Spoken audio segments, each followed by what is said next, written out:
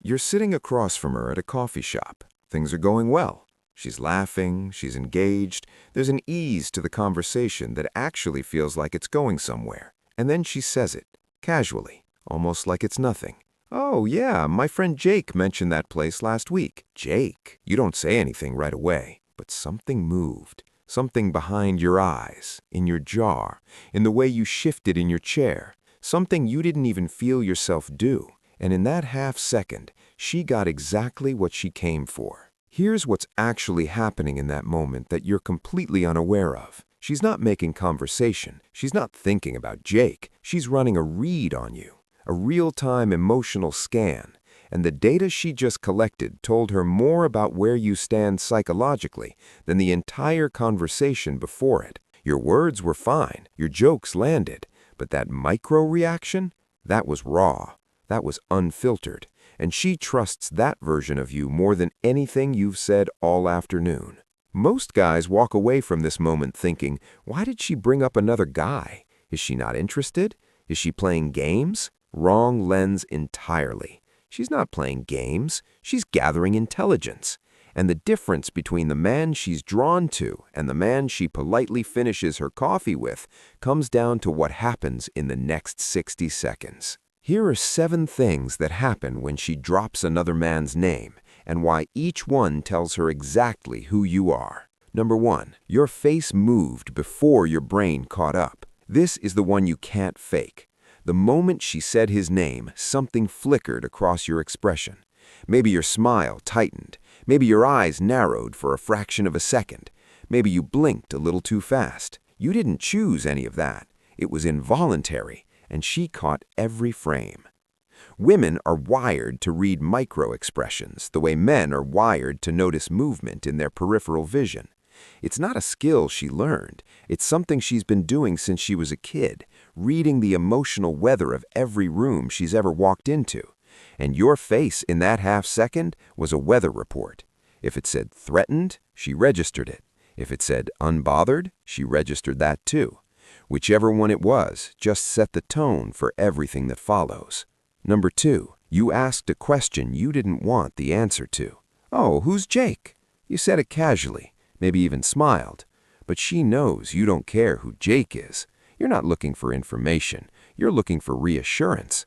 You're hoping she says, "He's just a coworker," or "He's basically like a brother," something that neutralizes the threat. And the moment you ask, she knows the name landed. You couldn't let it pass. That need to close the loop, to know where you rank, tells her your confidence has conditions attached to it. Number 3, your energy shifted and she felt it before you did. Before she said his name, you were relaxed, open, leaning back. After she said it, something contracted. Your voice got a little flatter, your questions a little more pointed. The playful edge in the conversation dulled, like someone turned the temperature down 2 degrees. You didn't notice. She lives in that temperature. She's been reading emotional atmospheres her entire life. And the shift from warm, relaxed guy enjoying the moment to slightly guarded guy managing a reaction is louder to her than anything you say next. I watched this happen once at a cafe.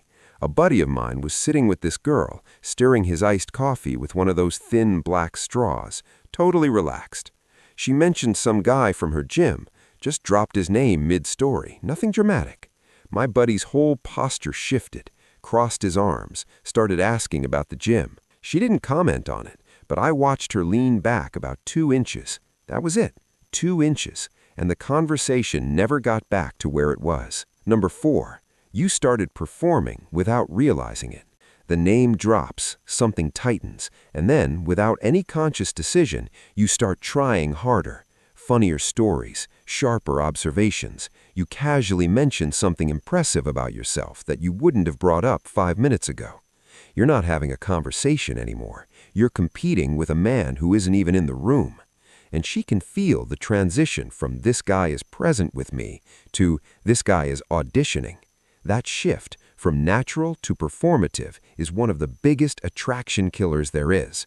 Because a man who starts performing the moment he feels challenged is telling her that his composure is situational. It only holds when he feels like the only option. And confidence that only exists in the absence of competition isn't confidence at all. It's comfort. And comfort breaks the moment it's tested. Number 5. You tried to make him smaller. She mentions Jake, and somewhere in the next few minutes, you find a way to subtly diminish him. "Oh, that guy? Cool," said with just enough disinterest to signal he's beneath your notice. Or you ask a question designed to surface a flaw. What you're really doing is trying to shrink a threat that only exists in your head. And what she reads is clear. Your sense of your own value wobbled, and you reached for the nearest thing to steady it. Now, stay with me for this last section, because everything I just described, the face, the question, the energy shift, the performing, the diminishing, those are symptoms. These last 2 points are the diagnosis. And once you hear them, every reaction you've ever had to another man's name is going to land differently. Number 6. She wasn't telling you about him. She was asking about you. This is what nobody explains properly.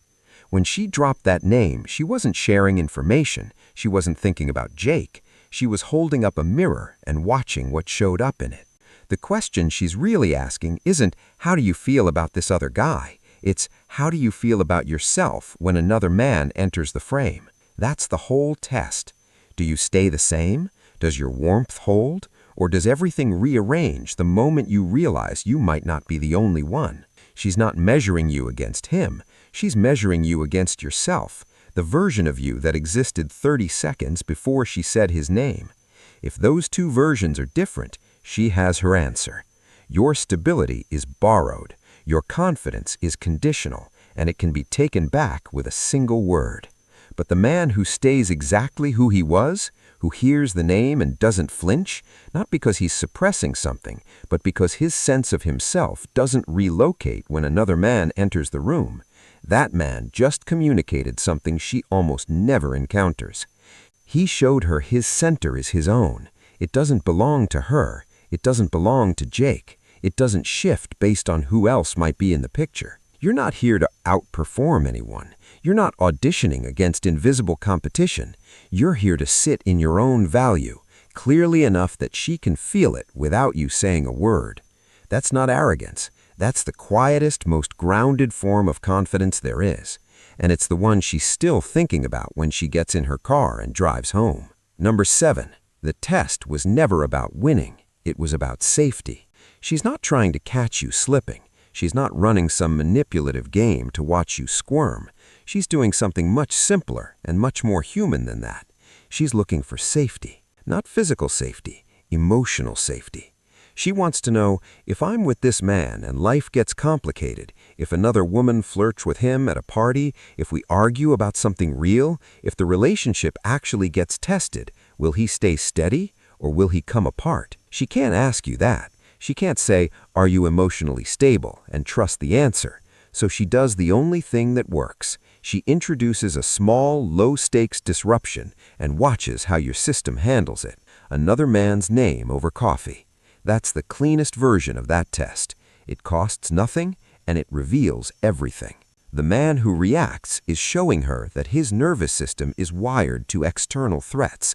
He's scanning, comparing, guarding a position he's not sure he holds. The man who doesn't react is showing her something she almost never sees. A man whose identity is so settled that the mention of another name doesn't even register as relevant information. Not because he doesn't care about her, because his sense of himself doesn't depend on being her only option. And that is the single most attractive thing a man can communicate without opening his mouth. So the next time she says a name, and she will, don't strategize, don't freeze, don't perform. Just stay exactly who you were 10 seconds before she said it. That's the whole move. That's the test, and that's how you pass it without trying. Now, here's what I didn't get into today. She doesn't just test you with names. There's a whole other layer of tests that are even harder to spot. The long pause before she answers a question, the night she cancels and gives you almost no explanation, the moment she goes physically cold just to see if you chase the warmth. Those aren't moods. Those aren't accidents. Those are reads. And most men react to every single one of them in the worst possible way. I'll break those down next. You're going to want to hear that one. Which one of these 7 hit closest to home? Drop it in the comments. I read every single one. Stay sharp. I'll catch you in the next one.